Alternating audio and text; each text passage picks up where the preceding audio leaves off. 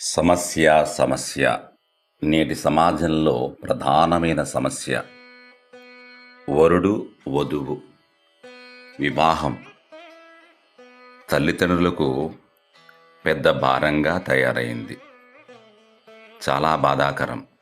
అది ఆ వర్ణము ఈ వర్ణము అనే తారతమ్యం లేకుండా సమాజంలో పట్టి పీడిస్తున్న ప్రధానమైన సమస్య.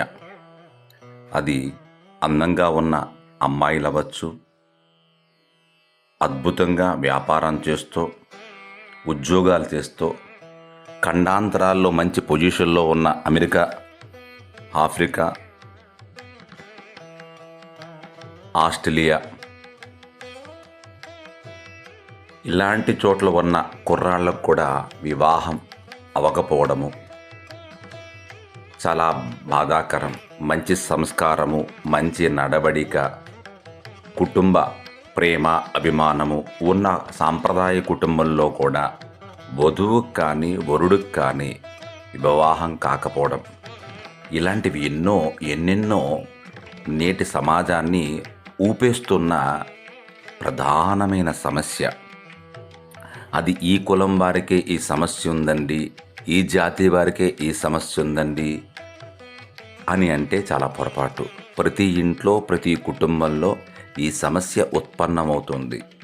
ఒకటి ఆర్థిక వ్యవస్థ మూలాన్ని కొంత అయితే, కొంత వ్యక్తిగతంగా జాతకాల కుదరకపోవడము, జీవితంలో సెటిల్ అవ్వకుండా వివాహం చేసుకుంటే కొద్ది ఇబ్బంది అవుతుందని అబ్బాయి అనుకోవడము, అమ్మాయి అనుకోవడము, వయసు పెరిగిపోవడము, ఆ తర్వాత వచ్చే జాతకాలు చూద్దామన్నా కుదరకపోవడము, ఏవో కుజదోషం అంటారు, కాలసర్ప దోషం అంటారు, పితృదోషం అంటారు, నాగదోషాలని రకరకాలుగా జాతకాల్లో ఇబ్బంది పడేవారు కొన్ని కోట్ల మంది ఈ ప్రపంచంలో. ఎన్నో పూజలు చేస్తున్నామండి, అయినా అవటం లేదు అని ప్రతి ఒక్కరూ తల్లిదండ్రులు మీరు చెప్పే దాన ధర్మాలు మేము చేసామండి, మీరు చెప్పిన రెమెడీస్ అన్నీ చేసామండి, శ్రీకాళహస్తి వెళ్ళామండి, కుంభకోణం వెళ్ళామండి, రామేశ్వరం వెళ్ళామండి. పాపం వారు ఎవరు ఏ రెమెడీ చెప్తే ఆ రెమెడీ, ఆఖరికి కూడా పితృ శాంతికి విశేషంగా కార్యక్రమాలు చేసామండి, అన్నదానం చేసామండి.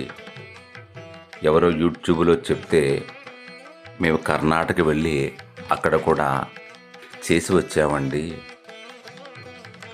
అని చెప్పే తల్లిదండ్రులు ఎంతోమంది ఉన్నారు. సమాజంలో అందరూ తెలిసి చేస్తారనుకోకండి, తెలియకుండా సైలెంట్గా చేసేవారు కొన్ని కోట్ల మంది ఉన్నారు, అన్ని వర్ణాల వారు. ఎందుకంటే ఆ సమస్యని ఏదో విధంగా పరిష్కరించాలి, పరిష్కారమై వారింట్లో శుభకార్యాలు జరగాలి, వారింట్లో ఒక అమ్మాయికి కానీ అబ్బాయికి కానీ పెళ్ళి అవ్వాలి అని ప్రతి తల్లి తండ్రి ఆ యుక్త వయసు వచ్చిన అమ్మాయి కానీ అబ్బాయి కానీ ఎంత తల్లడిల్లిపోతారో వారికి ఇరుక. ఆ సమస్య ఉన్నవాడికి దానికి బాధ తెలుస్తుంది, మిగిలినవాడు ఎవరికి ఆ బాధ తెలియదు. మరి ఇన్ని మన పూజలు అన్నీ మనం చేస్తున్నాం కదా, ఎక్కడో ఒక చోట ప్రతిబంధకం ఏర్పడుతుంది. ఎక్కడ ఆ ప్రతిబంధకం ఏర్పడుతుంది అంటే ఎవ్వరికీ తెలియదు. అన్నీ బాగానే ఉంటాయి, పైకి ఎక్కడా కనపడదు. ఉన్న రెమెడీ ఏ దానమో ఇమ్మంటారు, గోధుమల దానమో, బియ్యం దానమో, కందుల దానమో, బొబ్బర్ల దానమో, నువ్వుల దానమో, ఇవన్నీ ఇస్తున్నారు, అయినా కూడా అవటం లేదు. అంటే ఎక్కడో చిన్న లోపం ఉన్నది. ఆ లోపాన్ని పట్టుకొని ఇన్ని శుభకార్యాలు ఆగిపోతున్నాయి.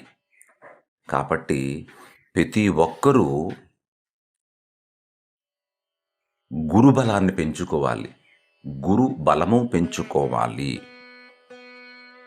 దానితో పాటు గణపతి యొక్క ఆరాధన చాలా విశేషంగా చేయాలి. ఎందుకంటే విద్యారంభే వివాహే చ ప్రవేశే నిర్గమే తథా సంగ్రామే సర్వకార్యేషు విఘ్నతస్య న జాయతే. విద్యారంభంలో, వివాహ సమయంలో, యుద్ధ సమయంలో, సర్వ కార్యములు ప్రారంభించే ముందు ఆది మూల గణపతిని ఆరాధించాలని మనకు శాస్త్రం చెప్పబడుతుంది. అలాంటి గణపతిని, పసుపు గణపతిని చేసి ప్రతినిత్యము చెయ్యండి.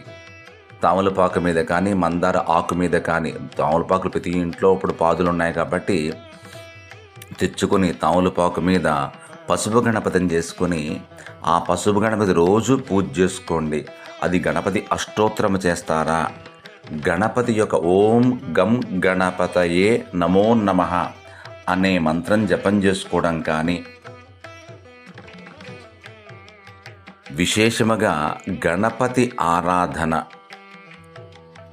ఓం గం గణపతయే నమః, ఓం గం గణపతయే నమః అనే మంత్రాన్ని జపం చేయడము, గణపతికి సంబంధించిన షోడశ నామాలు ఉంటాయి, ఆ నామాలు ఉచ్చరించడం వల్ల ప్రతినిత్యము ఒక 16 సార్లు గణపతి నామము 108 సార్లు పారాయణం చేయడము.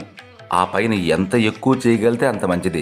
సహస్రం చేస్తానంటే దాని అద్భుతమైన ఫలితం దేంతోనూ సరిసమానం కాదు.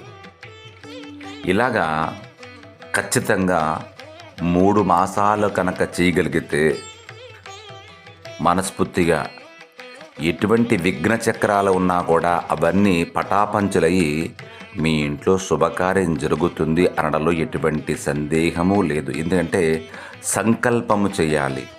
సంకల్పము దృఢ సంకల్పమై ఉండాలి. ఆ సంకల్పం భగవంతుడు మెచ్చేదై ఉండాలి.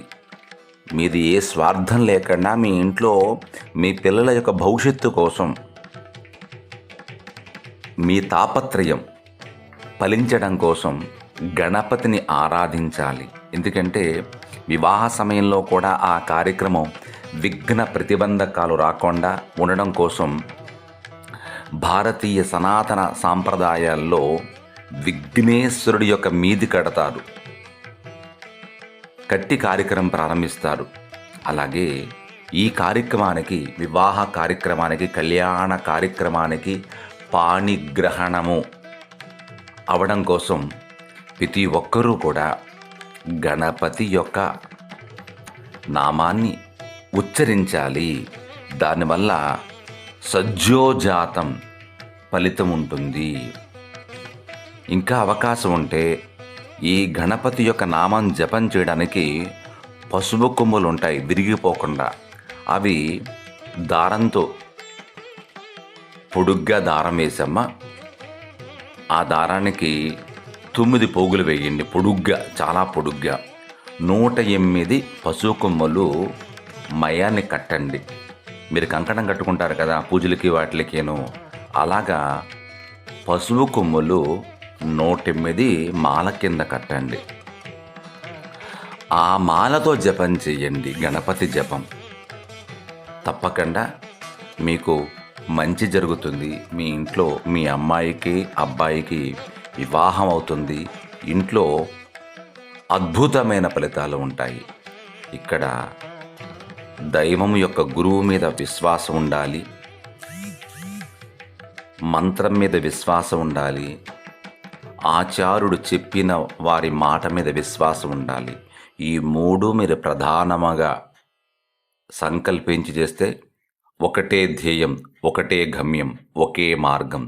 ఈ 3 మీరు అవలంబించగలిగితే తప్పకుండా మీ ఇంట్లో శుభకార్యాలు జరుగుతాయి. మీ ఇంట్లో వివాహ మహోత్సవము, పెళ్లి బాజాలు మోగుతాయి అనడంలో సందేహం లేదు.